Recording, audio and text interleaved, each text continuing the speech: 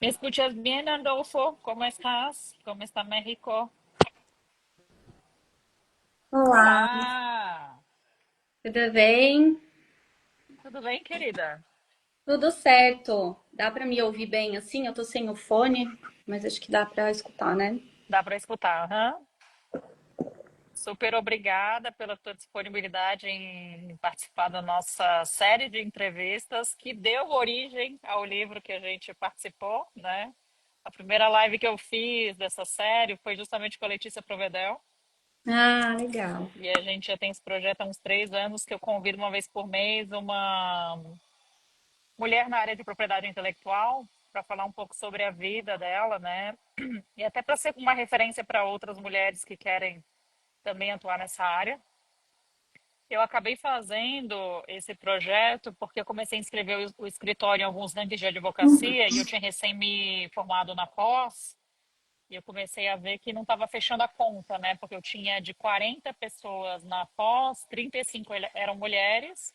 E quando eu olhava as referências dos rankings, eu não via a mesma quantidade, né? Então eu falei, alguma coisa não está fechando aqui. E aí eu comecei a fazer esse projeto, e aí todos esses outros que vieram depois decorrente, né? Que é o livro, agora é esse grupo que a gente está estruturando. Então queria super te agradecer. E é uma forma também da gente conhecer mais a tua história, né? Não ficar tão vinculada só à questão técnica, né? Que como a gente acaba se conhecendo no ramo de trabalho, a gente acaba se conhecendo mais, assim, as questões relacionadas à área mesmo, né? Então, Sim, com queria te certeza. agradecer. Eu que agradeço o convite. Acho super uma iniciativa muito legal, assim, realmente. Acho que falta um pouco, né? A gente vê hoje no mercado jurídico como a base, né, é muito mais formada por mulheres. A gente vê nos escritórios, nas faculdades, né, que tem mais, como advogados, estagiários, advogados júniores, tem mais mulheres. Mas aí você vai chegando nos cargos de liderança e essa proporção se inverte, né? Então, acho que essas iniciativas, a gente precisa mesmo se unir, né? E trabalhar umas pelas outras para mudar esse cenário, assim. Então, acho super legal, super importante e agradeço o convite.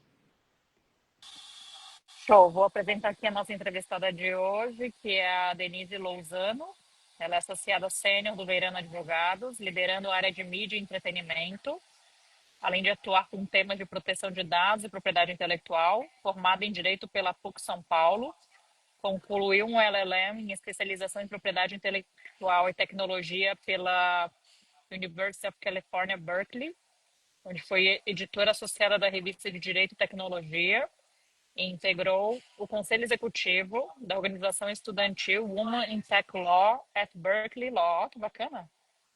Reconhecida como referência em sua área e destacada em rankings como Legal 500, Leaders League e Análise Advocacia, com ênfase em mídia, privacidade de dados e direito digital. Bem-vinda, Denise.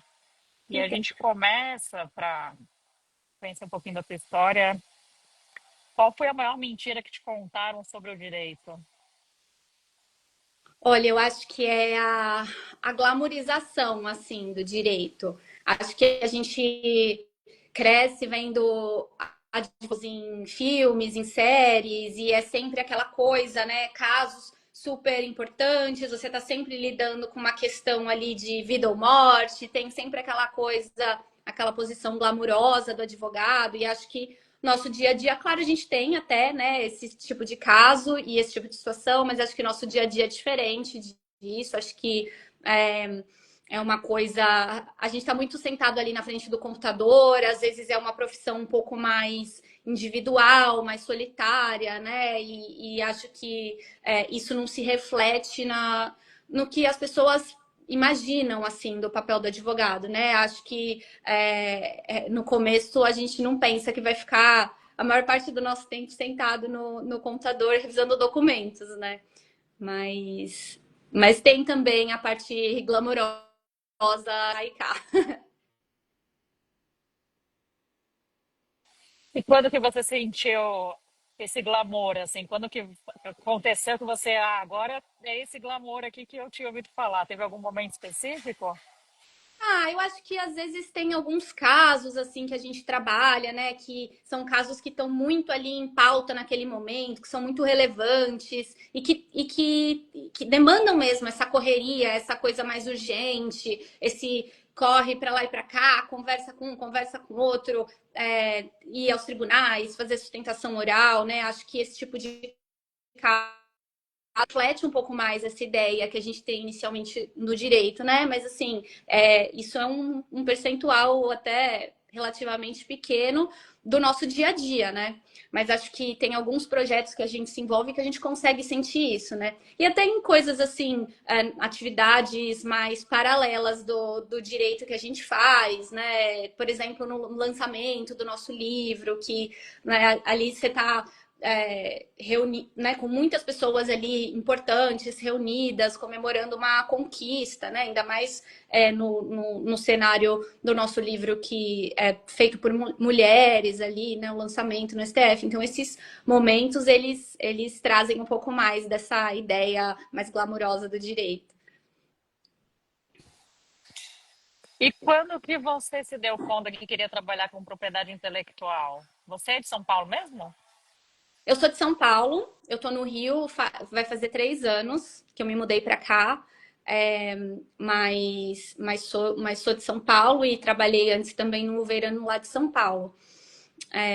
Eu pensei na propriedade intelectual, na verdade, quando eu entrei na faculdade, eu não sabia exatamente que caminho eu queria seguir dentro do direito. É isso, né? A gente tem uma visão do direito que não é exatamente o que a gente vive no dia a dia, e eu acho que na faculdade, quando a gente vai começando a estagiar, que a gente vai entendendo o que, que é aquilo, o que, que faz sentido ou não pra gente, né? Então eu pensava em prestar concurso, já pensei em trabalhar com direito penal, é, então estava ainda nessa zona bem cinzenta assim do que fazer.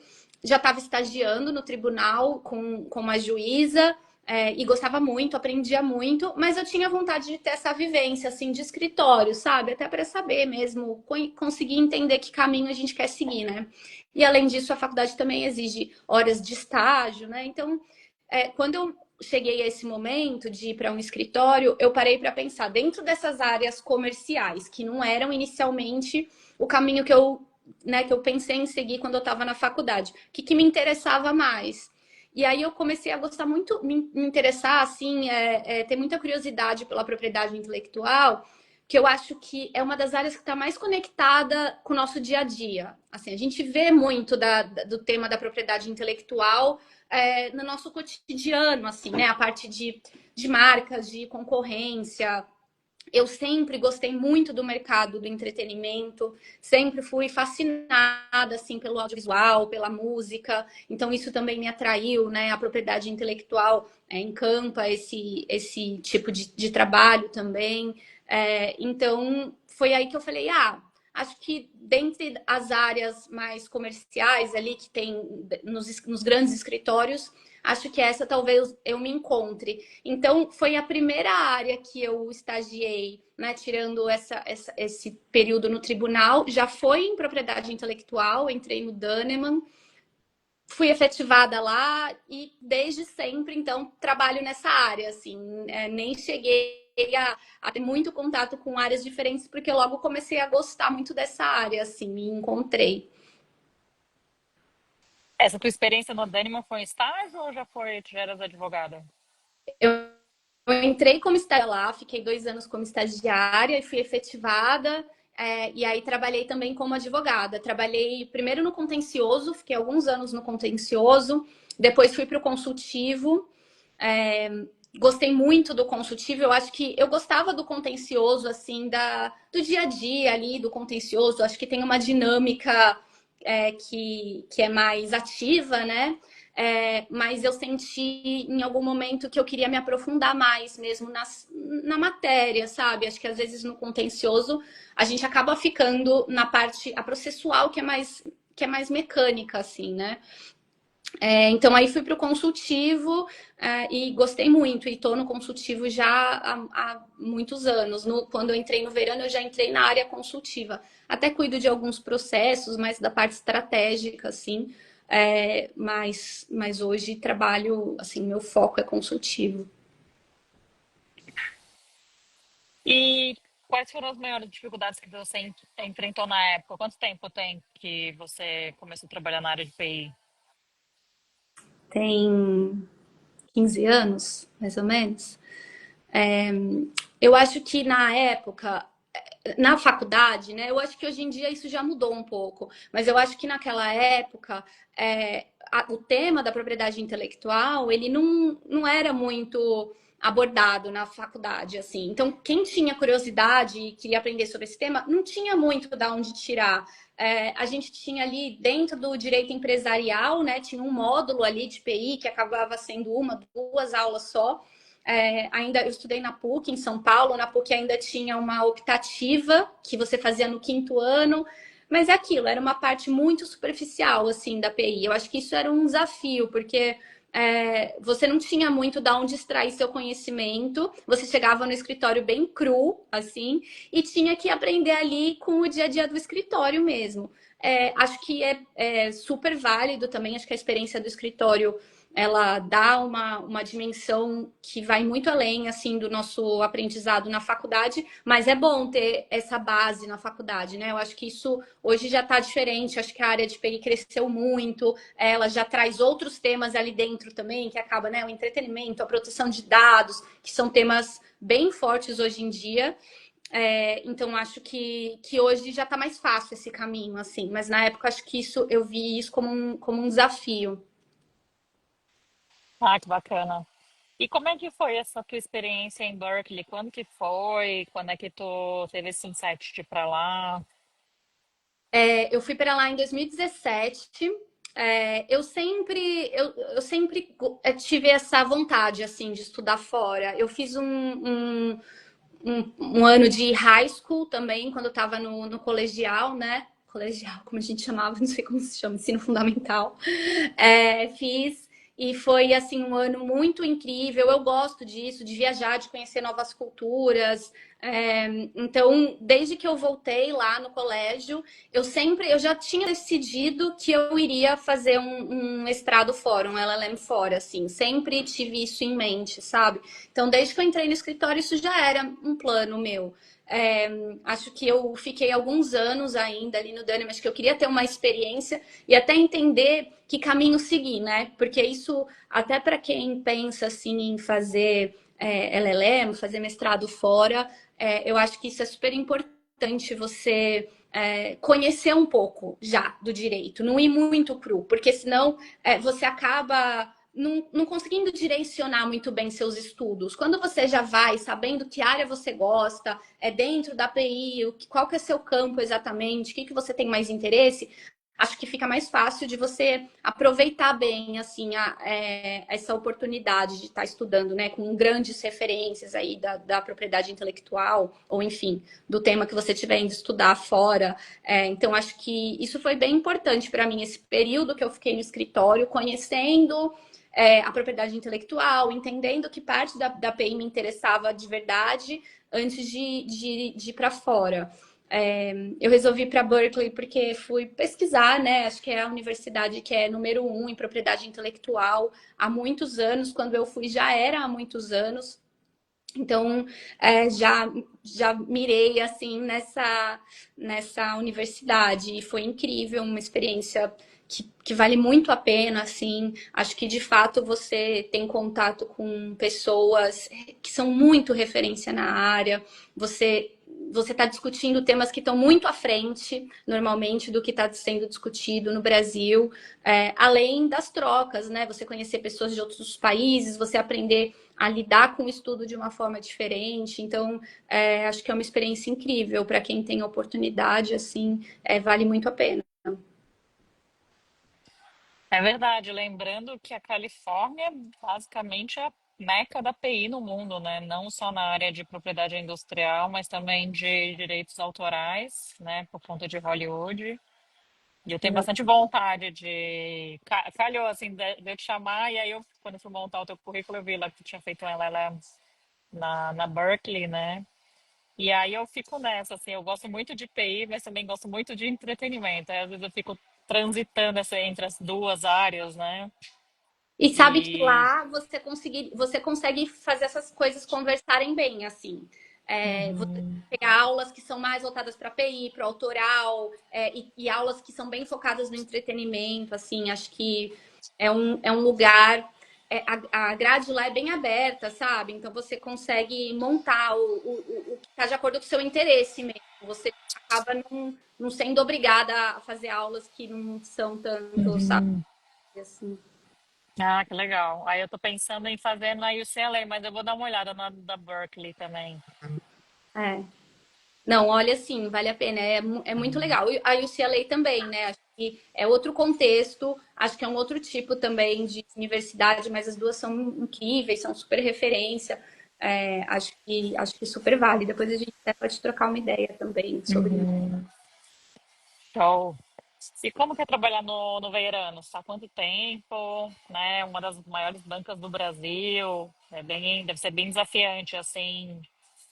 E um escritório full service, você acaba dialogando também com as outras áreas, né? Você acaba aprendendo também um pouco de tributário dentro do entretenimento, dentro da PI. Como é que é essa experiência?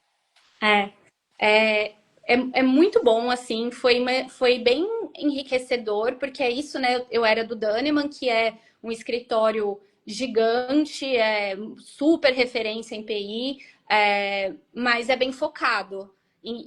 Essa mudança para o verano acaba que é isso, você vai sendo puxado um pouco para as outras áreas, o trabalho ele conversa mais com as outras áreas, então você acaba pegando uma experiência ali, porque você tem um tema que está relacionado com direito autoral, mas no contexto de trabalho, da criação. Você vai lidar muito com o time trabalhista, com o tributário, né? Como você falou, lei de incentivo, esse tipo de coisa que tem muita.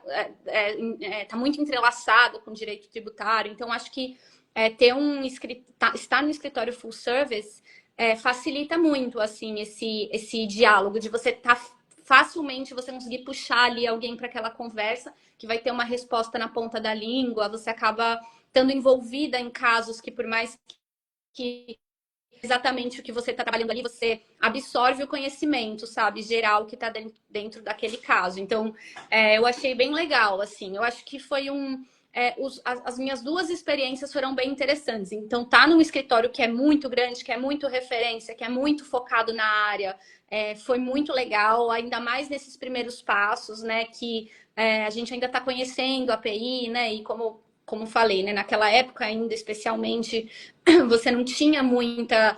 Mesmo as bancas dos escritórios eram menores em PI, você não tinha tantas oportunidades, então foi assim um privilégio também conseguir aprender isso no Daniman. E a minha mudança para o verano, que foi quando eu voltei de Berkeley, justamente, foi ótimo. Assim, eu já estava com isso em mente, queria voltar para um escritório full service, queria ter uma experiência diferente. E o verano é um escritório muito legal, assim, de se trabalhar. Apesar de ser um dos grandes escritórios, ainda tem um ambiente, um clima familiar. Todo mundo é muito acessível, não é um ambiente muito assim hierarquizado, você tem fácil acesso, sabe? É bem agradável, assim. Acho que principalmente pelas lideranças do verano, elas são pessoas, são líderes muito humanos, assim. Então o verano tem bastante essa veia, sabe? De diversidade, de enxergar as pessoas que estão trabalhando lá, de ouvir as demandas, assim. Então é um escritório que acho que dentro desses acaba tendo um clima um pouco diferente, sabe, dos grandes escritórios. Acho que eu gosto bastante de trabalhar lá, sou bem feliz. Que show, está quanto tempo lá já? 7 anos, Hum. E, bastante. e qual dica você daria para você mesmo se você pudesse encontrar a Denise lá, estudante da PUC? Eu acho que uma dica que eu daria, assim, na vida e principalmente quando você é mais novo, é você tentar manter sua autenticidade, assim, você ser fiel e tentar seguir seus desejos, não se moldar só para agradar ou para fazer parte de um grupo. Porque eu sinto que hoje, assim, as pessoas que eu mais admiro são pessoas que são autênticas, sabe? Que têm o seu próprio jeito, sua própria forma de pensar e que tiveram essa coragem, né? Porque acho que, principalmente quando a gente é mais novo, acaba sendo mais fácil a gente se encaixar nas coisas que esperam da gente, né? Nos grupos. Então, acho que é importante, assim, você ter essa força e essa coragem de ser você mesmo nesse caminho, porque acho que isso é o que vai te diferenciar mesmo no futuro. Você diria para a Denise ser mais autêntica? Hoje você se considera uma pessoa autêntica? Ah, eu acho que eu tento, assim. Eu tento, Uhum. mas é isso, é difícil. Eu acho que vai ficando cada vez mais difícil quando a gente vai ficando mais velho, porque você já tá num caminho e às vezes é mais difícil você fazer mudanças, né? Você conseguir seguir muito né, os desejos que surgem. Você tem outras coisas que você precisa alinhar. E eu acho que quando você é mais jovem, isso é mais fácil de você mudar de ideia, de você seguir um outro caminho, né? De você se posicionar, de você experimentar coisas diferentes. Então, acho que, especialmente, acho que eu tento seguir isso para minha vida sempre, mas acho que especialmente quando a gente é jovem, é uma coisa de se prestar atenção, assim, que acho que isso vai ficando mais difícil ao longo da vida. Uhum. Sim, legal. Também o tema autenticidade é uma coisa que tem perpassado bastante a minha vida ultimamente, assim, que é uma coisa que eu tenho prestado bastante atenção. Interessante você falar sobre isso também nesse momento. E quais são as demandas de PI que você acha que vão estar em alta nos próximos meses? Eu acho que inteligência artificial, assim, acho que não é um tema só de IPI, né? Mas acho que principalmente, acho que ele, assim, acaba ficando mais dentro dessa área do que das outras. Por mais que tangencie tudo, mas eu acho que vai ser super. Já é, né? Assim, já é um tema que a gente vê sempre sendo discutido, sendo debatido. Quando a gente vai em congressos de diversas áreas, então eu trabalho, né? Eu estou mais focada na área de entretenimento, mas também trabalho com PI, com propriedade, com proteção de dados. Então, quando a gente vai em congressos de todos esses temas, sempre tem muitos painéis de inteligência artificial, é um que está em alta e que eu acho que vai continuar pelos próximos meses, assim. Ainda mais porque tem muitas perspectivas, né, para você discutir nessa área. Então, você vai falar aí de fato do impacto prático que a inteligência artificial tem, né, nas profissões, na criação. A gente vê no entretenimento, né, já é amplamente utilizada assim para de fato criar conteúdo, mas também tem as discussões sobre autoria, sobre responsabilização das partes que estão envolvidas ali naquela criação, a questão do direito autoral, né, de como proteger as obras originais que são consumidas ali nas ferramentas de inteligência artificial. Então, acho que esse tema da inteligência artificial, além dele ser uma tecnologia que já está aí, né? É um futuro que já chegou, e então que a gente vai ter que lidar com ele. Acho que ela tem tantas frentes assim que é difícil que se esgote essa discussão. Acho que ela vai continuar sendo super relevante nos próximos anos. E vai se tornando cada vez mais complexo, né? A gente vê aí alguns casos já chegando no judiciário, a gente não tem nem ainda uma lei que trata, né, sobre a inteligência artificial. Está sendo um É, desafio para nós operadores do é, direito. eu dei participei de um webinar esse mês passado sobre esse tema, e é isso, assim, as pessoas querem saber como tá isso no Brasil. A gente fala, olha, não tá muito. Tem diversos projetos de lei, né? Tem uma centena de projetos de lei. no webinar que eu estava falando era sobre na área da publicidade, né, o uso da inteligência artificial nessa área. Tem projetos específicos para essa área, mas assim, a gente vê pela experiência da Europa, né, não é fácil regular esse tema, porque é uma tecnologia que avança tão rápido que o legislador não consegue nem acompanhar. Na hora, no processo ali do desenvolvimento da lei, a ferramenta, a tecnologia já mudou, a ferramenta é diferente, então acho que é difícil, assim, é uma coisa que a gente nem entende bem o suficiente para regular, né? Mas é importante, precisa ser regulado, né? Porque a gente precisa proteger também a propriedade intelectual anterior. Então, vai ser uma discussão quente, com certeza. E a gente vai indo aqui para o final da nossa live. Quem quiser fazer perguntas, a gente tem a caixinha de perguntas aqui. Ou também pode falar aqui direto no chat. Temos muitas declarações aqui dos. Acho que a gente tem muitos fãs, hein, Denise? Eu e você, muitos fãs aqui se declarando. Pois é, pode abandonar e virar influenciadoras. Nós duas, porque tem um monte de As gente aqui duas. que eu não conheço, que eu acho que segue você. A gente faz É, é. Um livro que você recomenda, pode ser da área ou não. um livro. Eu diria As Veias Abertas da América Latina, do Eduardo Galeano. É um livro que eu acho que super importante, assim, para gente aqui, né, da América Latina. É um livro que ele faz meio que uma radiografia, né, da história da nossa região aqui. Você consegue identificar da onde vem muitos problemas, muitas questões sociais que a gente tem hoje. Você vê da onde vem, né? Qual o histórico que culminou nessa situação. Então, acho que fica mais fácil também de você enxergar possibilidades para o futuro. Acho que além de trazer um senso de familiaridade, de união, assim. Então, é um livro que eu li jovem, me marcou bastante. E acho que eu indicaria para todo mundo, assim, para né, pessoas aqui do Brasil, da América Latina. Nossa, sabe que eu nunca li esse livro? Interessante. Assim, obviamente conheço, mas não li ainda. É muito bom, vale a pena. Ó, o Igor ele está pedindo dicas de filmes que tratam sobre temas jurídicos, talvez da área. Você lembra algum? Lembra, cara? Filmes. Ai, eu adoro esses filmes de tribunal. Eu assisti uma série agora, recente, Acima de Qualquer Suspeita, acho que tá na Apple TV, que eu achei super legal, super interessante. Tem um filme que acho que é com o Edward Norton e com o Richard Gere. Agora eu não vou lembrar, porque eu sou péssima, assim, de lembrar nomes, assim, do nada. Mas esse filme é ótimo.